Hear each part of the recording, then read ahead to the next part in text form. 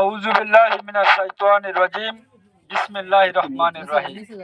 আজকে আমাদের এই 4 নং ওয়ার্ডে আজকে আমাদের এই গণসংযোগ ধানের শীষের পক্ষ থেকে গতকালকে আপনারা গত 2 দিন ধরে 3 নম্বর 2 নম্বর এবং আজ 4 নম্বর ওয়ার্ডে আমাদের এই পথসভা ধানের শীষের জন্য আজকে আমাদের এই পথসভা সফল হবে যদি 12 তারিখে সবাই মিলে দল মত নির্বিশেষে এবং মত পার্থক্য ভুলে গিয়ে হিন্দু মুসলমান আওয়ামী লীগ জামাত সবাই মিলে এক কাতারে দাঁড়িয়ে আমাদের মনোনীত প্রার্থী এবং এদেশের মানুষের নেতা এবং ধানের শীষের মনোনীত প্রার্থী জনাব শেখ ফরিদ আহমদ মানিক ভাইকে যদি আমরা বিজয়ী করতে পারি 12 তারিখে, তাতে আমাদের এই পথসভা সাফল্যমণ্ডিত হবে।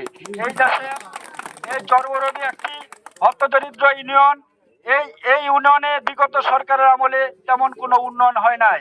আমরা যদি মানিক ভাইকে বিজয়ী করতে পারি এই দেশের মানুষের এবং এলাকার সমস্ত কিছুর উন্নয়ন হবে।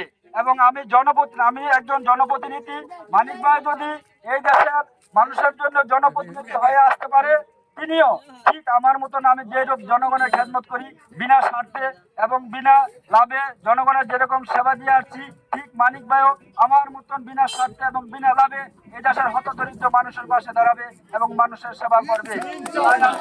সকলের কাছে আজকে যারা হিন্দু ভাই আছেন তাদের কাছে আমি আহ্বান রাখবো, আপনারা সমস্ত কিছু ভুলে যাবেন, দল মত সবাই ভুলে গিয়ে মানিক ভাইয়ের ধানের শীষে ভোট দিয়ে মানিক ভাইয়ের হাতকে শক্তিশালী করবেন এবং আমাদের দেশ নায়ক তারেক রহমানের হাতকে শক্তিশালী করবেন এবং এই দেশের জনমানুষের খেদমত করার সুযোগ দিবেন।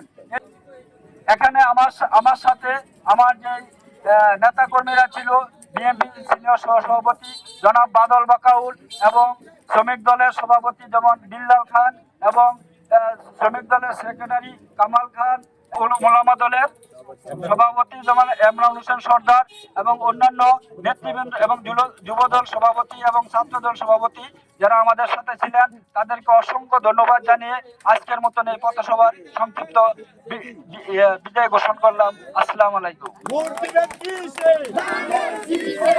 একসাথে বলে ভোট দিবেন।